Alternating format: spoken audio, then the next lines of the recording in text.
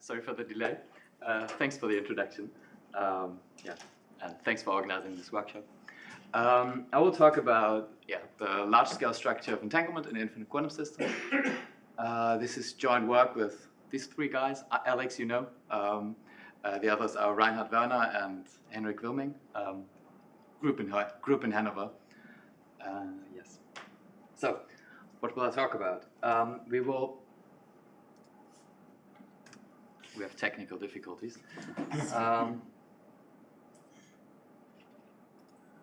Okay, I can use the mouse. Good. Okay. So what will these infinite quantum systems be? We'll consider three examples. Infinite systems in quantum information where Alice and Bob, two parties, share an infinity of entangled qubit pairs. We'll look at quantum many-body systems where I have a huge system which I bipartition into two chunks. And we'll look at quantum field theory. The main aspect will be many-body physics, though. And maybe I should clarify what I mean by entanglement in this setting. Well, maybe not everyone knows. Jeez. Okay. Sorry. So, in the context of entanglement, we will ask what are the relevant entanglement properties when acting on finite systems, finite subsystems. So we have our infinite subsystem. We have our infinite total system, and these local parties may only act on finite subsystems. So we will consider quantum channels acting on finitely many degrees of freedom of an infinite system.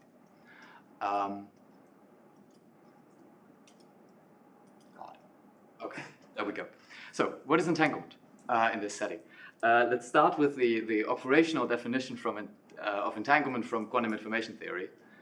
Here, entanglement is defined as a resource, namely the resource that cannot be created by local operations in classical communication.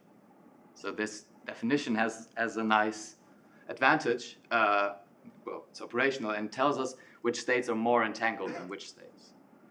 Because we specify a certain class of transitions that cannot create entanglement, and by that we specify this resource.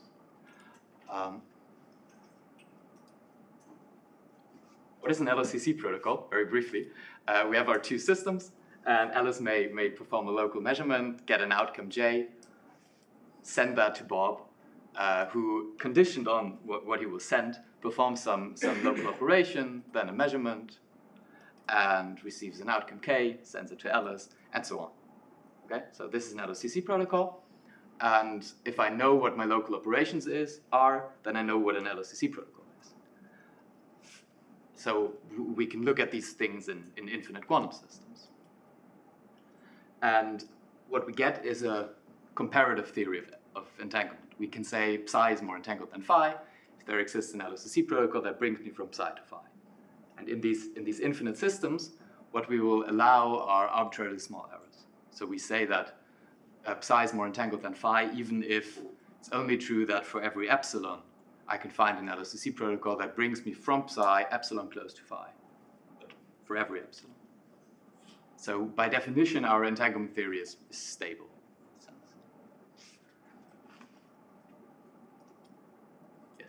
So let's think of the following example problem. I will give you an answer at the end of the talk. Alice and Bob share an infinity of entangled qubit pairs, and in option A, they have the not qubits, qtrits, C3. And in the option A, they have the maximally entangled state. And in option B, they have some state which has full Schmidt rank, so it's fully entangled, but it's not the maximally entangled state. My question for you is there an operational difference between these two? Can they, when they are only allowed to act on finitely many spins, can they see a difference? Which entanglement is more useful? What's the difference? So.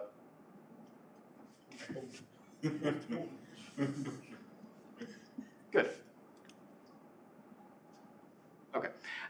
So next we're looking at gapped ground states of spin systems. Ignore the word gapped if you want to. We're looking at spin systems, so large, say 2D systems. and we introduce two players, said that earlier, and they get two chunks of the localization region. And, well, we want to understand, are there different kinds of infinite entanglement here? And if so, do they have operational consequences for finite systems? So if I don't have the infinite system, can I still learn something from studying the infinite system? Another question that we want to answer is the vacuum in quantum field theory. Here we give to Alice and Bob maybe two complementary wedges in space-time, or just two. I give to Alice some open region and to Bob the causal complement, so all events in space-time that are causally separated from that.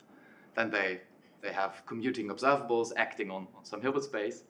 The question is, what kind of entanglement do we get? Is it a special kind of entanglement, or is it generic? And yeah, what does it mean operationally? Okay, so the main takeaways are that there are indeed different kinds of entanglement. They do appear in physical models. They do have operational consequences for finite systems. And maybe one bullet point that I could have added is it's got to do with the classification of von Neumann algebras in a very surprising way. So why is that? When studying a many-body system in, say, the ground state, so I have some ground state omega, a physical model, and then we look at the Hilbert space of all states which can be reached from this ground state by acting on with operators finite support. So in the operator algebraic language, this would mean that my state is, let's say, a pure state on the quasi-local algebra, and I go to the GNS representation. And if this state is the ground state, then this will be, it's what physicists call the ground state sector. Since the algebra is simple, the representation will be faithful, and since the state is pure, it will be irreducible. So I'll not write a symbol for the representation. I'll just regard the observables as acting on the Hilbert space H. So in this case, we can look at operator algebras describing these systems. So first, I only consider operators with finite support. So in these two localization regions, I only consider operators localized, strictly localized in these finite supports. But then I can take a strong closure of that. So I can I can include in my description all idealized observables of Alice and Bob. An idealized observable is here one which can be arbitrarily well approximated by a strictly localized observable. So I am on my Hilbert space. I have these two star algebras, A and B, which describe strictly localized observables in these regions. And then I look at the closure for mathematical reasons at this point. And I get out my two commuting von Neumann algebras. But there's something that's special here. Come to it in a second.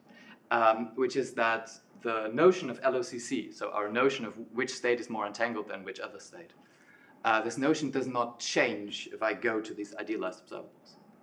The reason for that is that in the definition of the entanglement ordering, I allowed for arbitrarily small errors. And if I now use idealized observables or idealized operators for my protocols, that doesn't matter. I can always approximate them arbitrarily well with finitely localized ones. So these von Neumann algebras capture the same kind of entanglement, or the same entanglement ordering. And we can now use these von Neumann algebras to study the entanglement ordering. And so to study which states can go to which states by LOCC. And that's what we will do. These are not, sorry, it's not reacting. These are not any von Neumann algebras. These will actually be factors. A factor is a von Neumann algebra which has a trivial center. So the intersection with the commutant is trivial. The reason for that is the purity of omega. These two algebras MA and MB, since A and B is a bipartition of the quantum system of the lattice, they will jointly generate B of H. And two von Neumann algebras that commute can only jointly generate B of H if they are factors. And there's a peculiar property that plays an important role, which is called actuality. Actuality is a stronger statement than what I just said, Actuality asserts that Alice's von Neumann algebra is the commutant of Bob's. So every operator that commutes with Alice is an element of Bob's observable algebra. This is an extra property. It doesn't follow from just purity and the bipartition of the lattice. What does follow is that we get an irreducible subfactor, MA sitting in MB prime, and actuality is the statement that we have equality. We can show this in many examples.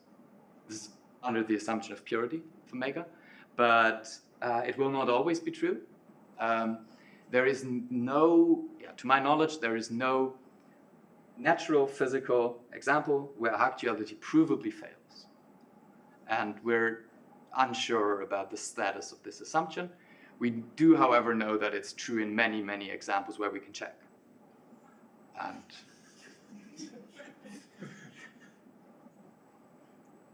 I'll press close, okay?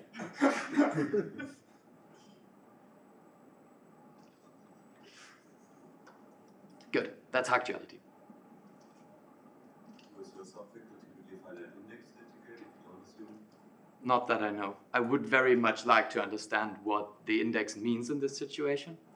Yeah, but I don't. And I would like to understand it from an operational entanglement point of view. I'll briefly tell you about the classification of von Neumann algebras, the classification of factors, because this will play an important role in the understanding of entanglement. Factors have been classified. This is the work of Murray, von Neumann, Kohn, Hagerup, and all those other famous people in operator algebras.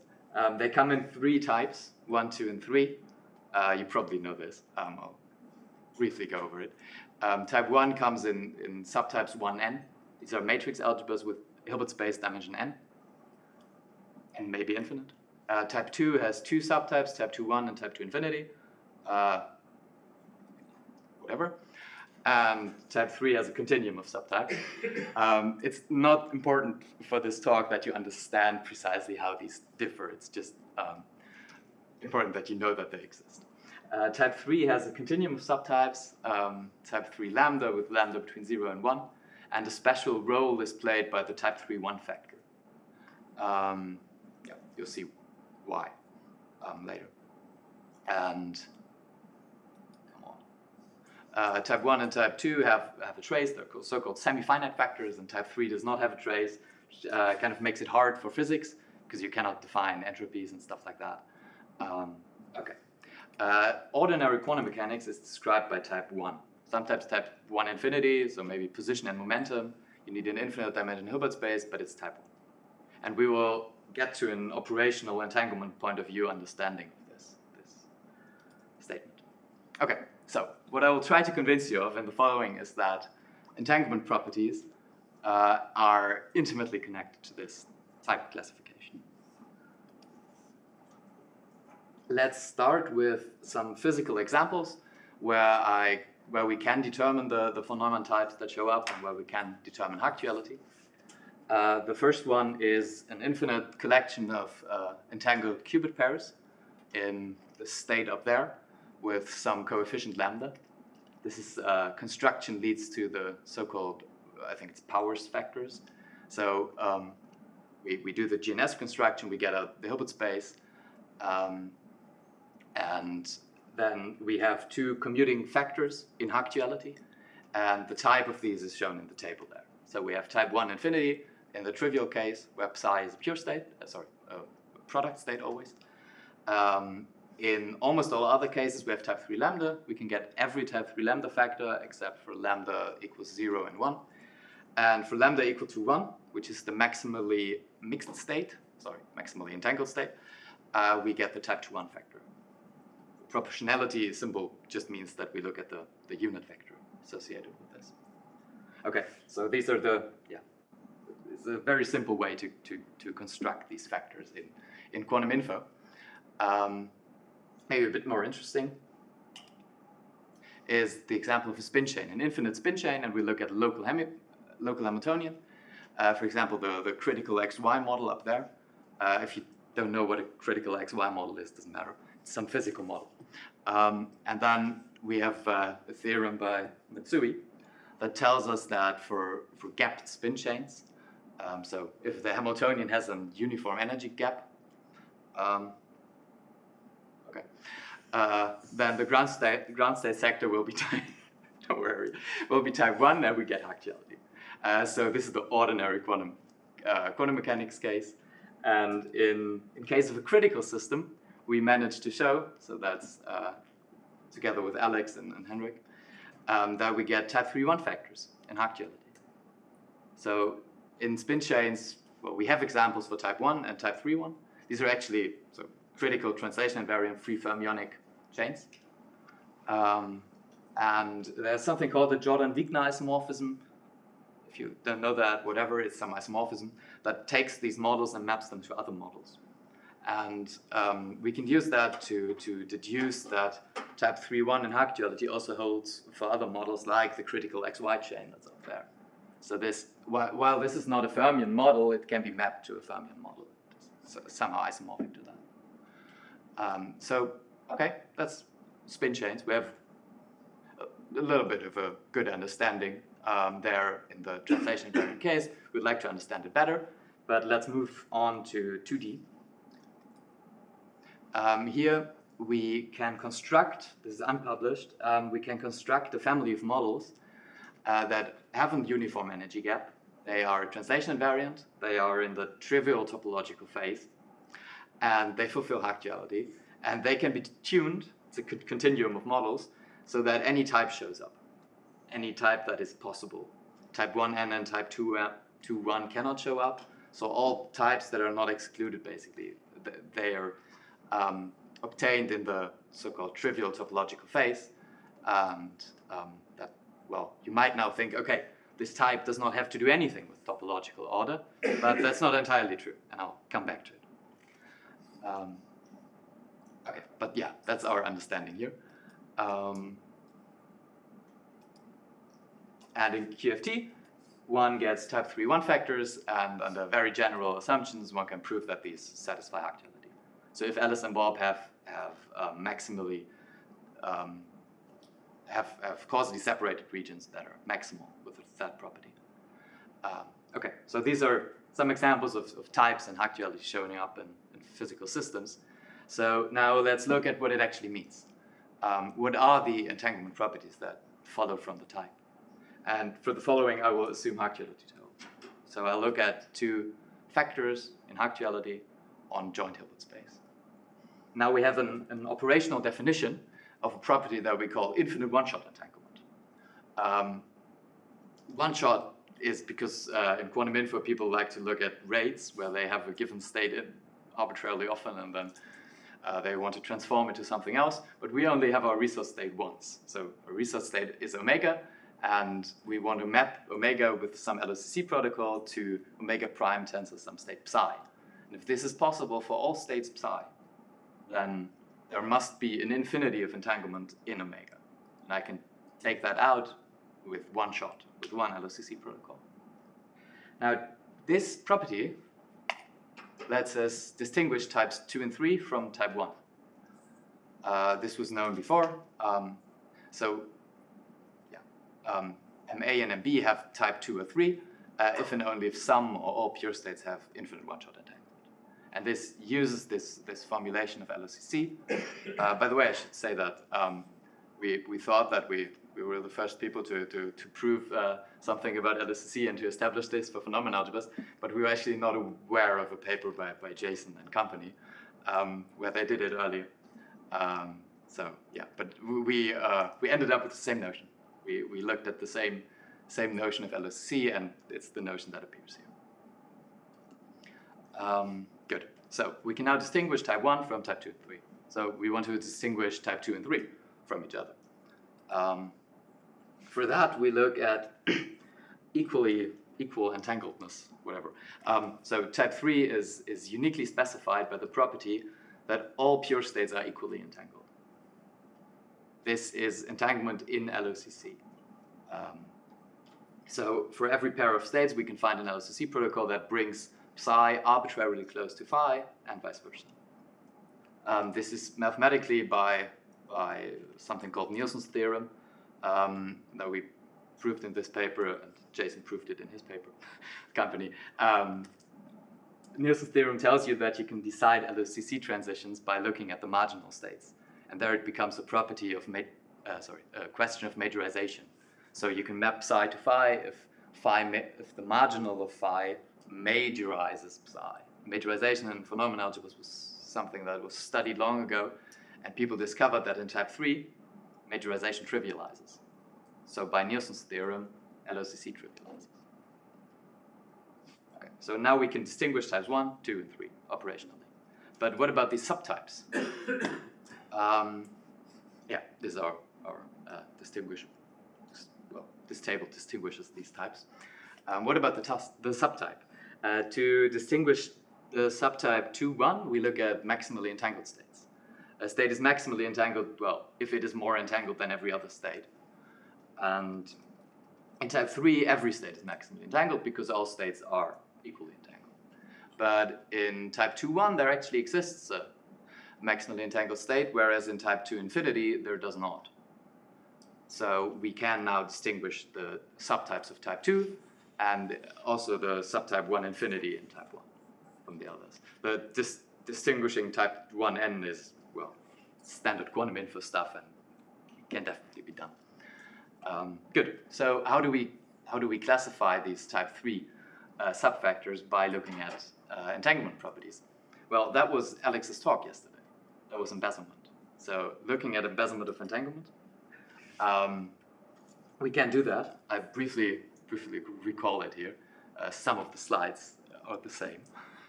So an embezzling state is now a state so that if I tensorize omega with a product state 0, 0, I can find local unitaries that bring me to omega tensor psi.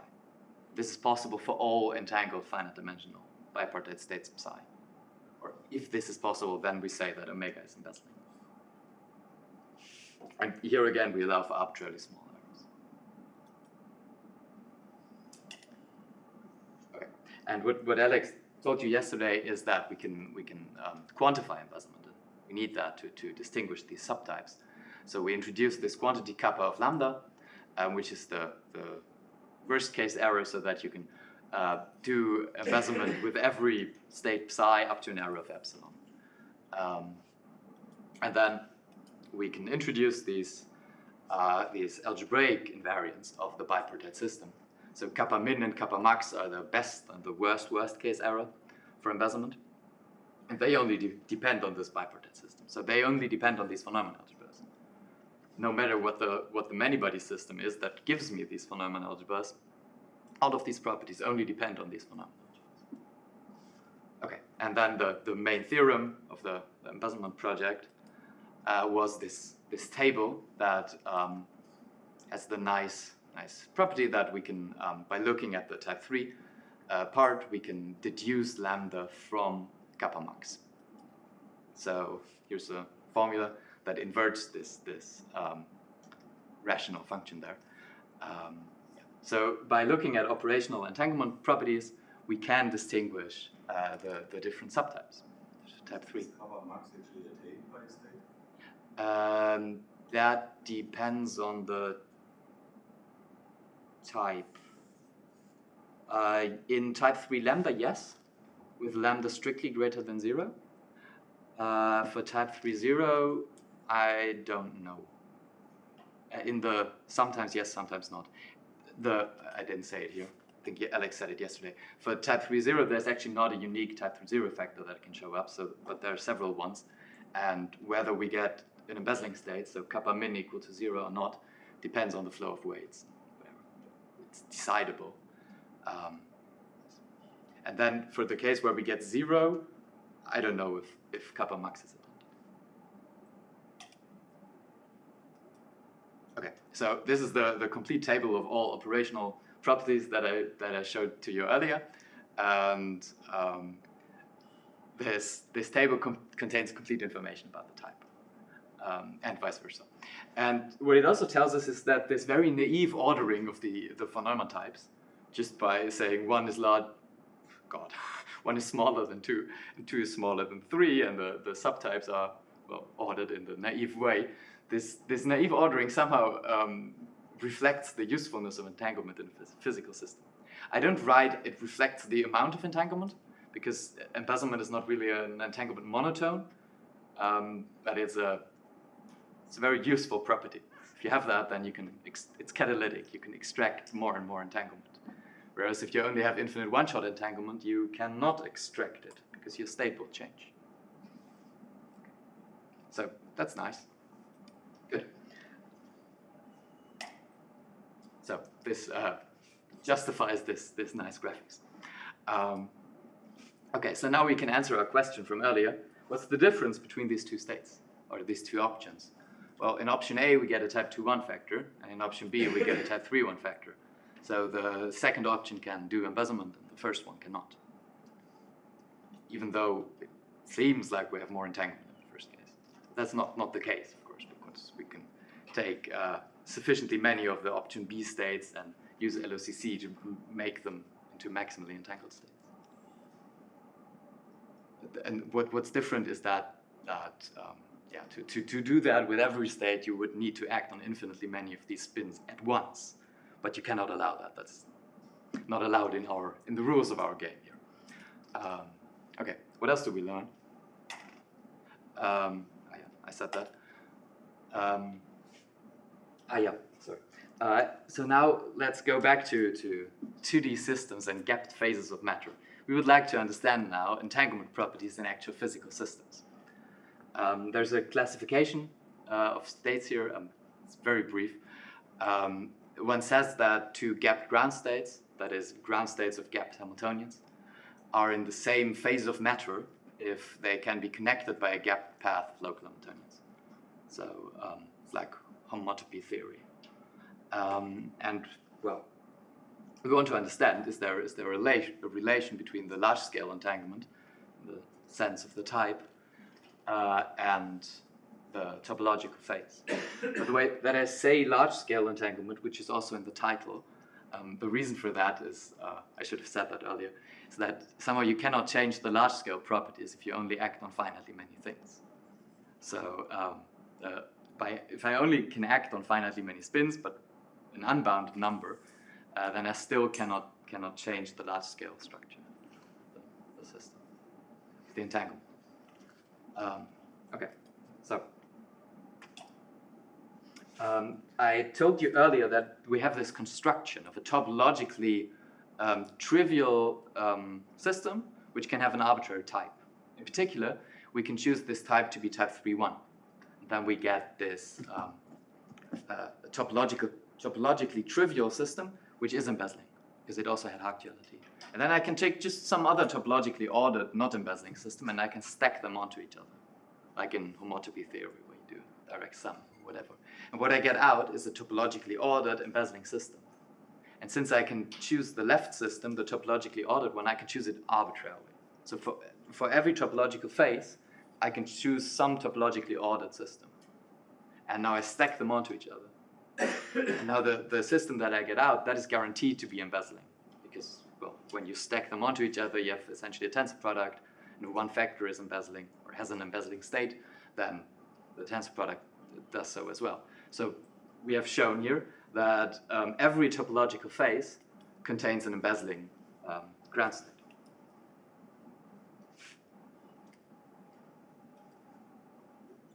But yeah, we would like to understand all of that a little bit better. We can show, or it is known, it was shown by I think Peter Nikens and Yoshiko Ogata, that certain quantum doubles, these are certain models in these phases of matter, they have type to infinity. And somehow there are these other models called Levin-Wen models that are supposed to they're equivalent in a certain sense, namely that they have the same anyons. And there's the idea that topological phases of matter in 2D are classified by anyons. So we have here two models in the same phase, but we can show that one of them has a type 2 infinity thing and another one has a type 3 thing. So we would like to understand if there are phases which require type 3. This would be very interesting, because it would tell us that every ground state in the same phase, and a phase is topologically protected, has the type 3 property. So then we would understand that having type 3 and certain large-scale entanglement properties are properties of some phases. Not every phase has this property. For example, the topologically trivial phase does not have it because every type shows up. But yeah, that's an open problem, and we're trying to understand that. What's the relation here?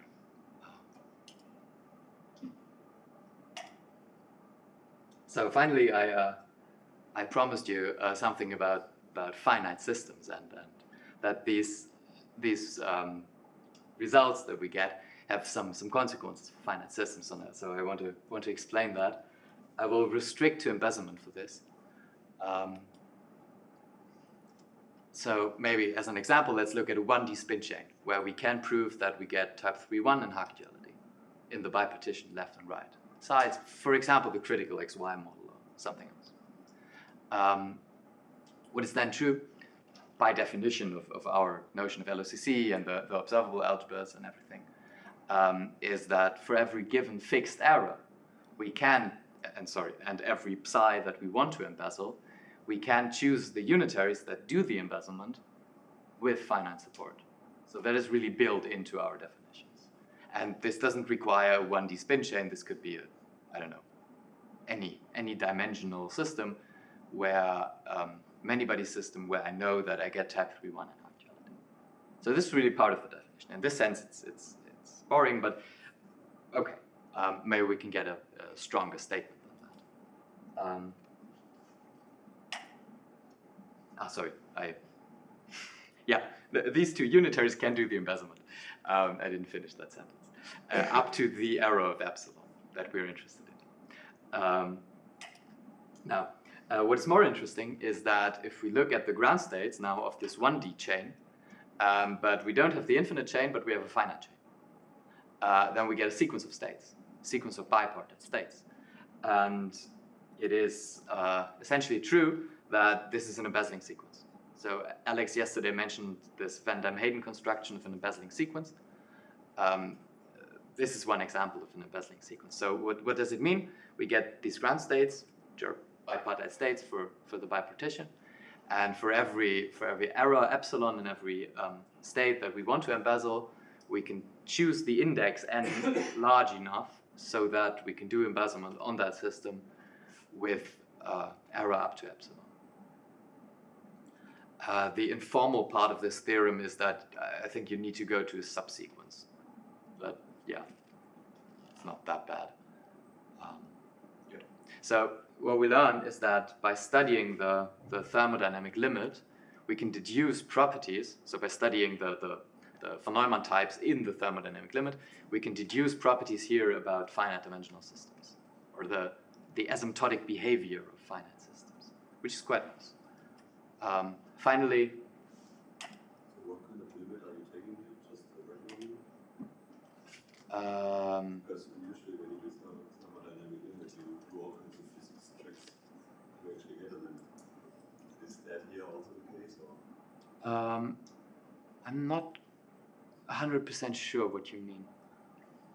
Also, what is the limit? Just the limit of these states in the sense of states? So you mean that this is an embezzling sequence? So what I do is I start with a system. You mean how do I define the thermodynamic limit? I'm just wondering what the thermodynamic limit is. So what limit? Just the limit of states. Depends on the model that you look at. But for example, for the critical XY model, we know what the thermodynamic limit is because we can write down the dynamics on the quasi-local algebra. So the meta the theorem that's used to prove this, maybe it's good to start there for the explanation, is if you have a many-body system and then you have a pure state on the quasi-local algebra of which you know that it gives you type 3-1 and Haack duality, then you can you get filtrations by increasing matrix algebras, which are dense in these two von Neumann algebras. And it's generally true that if you take your given ground state and reduce it to these von Neumann algebras, to these increasing finite dimensional subalgebras, then you get a sequence of finite dimensional states. And that sequence of states will always be embezzling. And if I phrase it like that, you don't really have to define the thermodynamic limit because we start there, and it will be true in whichever way you define it. So it's a statement about the limit, as long as you have these increasing finite dimensional systems at the limit. Then what you have to do is that you have to show that the finite ground states are actually close to these reduced states. And yeah, that's done in that reference there. They're close in the sense of embezzlement. The last example is from relativistic quantum field theory. Here, our finite systems are not really finite, but they are not the full wedges. So I said that for this for Haack duality to hold, I need to give to Alice and Bob to subsets of Minkowski time that are maximal with the property of being causally separated. So at least one of them has to be infinite somehow. And maybe we're unhappy with that. So what we can do, for example, we have these two wedges. This is a Penrose diagram, by the way, of spacetime. We have these two wedges, and we can move them like a finite distance apart, and we can also cut off at some point. So we don't need full wedges. We can look at increasing causal diamonds that fill up these two wedges from the inside. And if I now reduce if I look at the vacuum as a bipartite state on these two smaller things, then for every fixed epsilon, for every error and every state that I want to embezzle, I can localize my unitaries in these regions. But of course, the regions have to become larger and larger if I want to make the error small. And we have so far absolutely no control of this trade-off. So we know that it works. It's a limit statement, but we don't know anything about convergence rates, sadly. Okay, I think the next slide is summary slide. Yeah, okay. What did we learn? We learned that algebraic properties of phenomenal algebras are closely related to entanglement properties, and that by going to the thermodynamic limit and studying these phenomenal algebras, we can actually learn something about finite systems, which would be very hard to find otherwise. How would I decide that the ground states of the critical XY model on finite chains are an embezzling sequence if I cannot talk about the limits somehow? So it feels like these are the correct techniques to study such questions. Okay, so here's the table again with the classification. Thank you for your attention.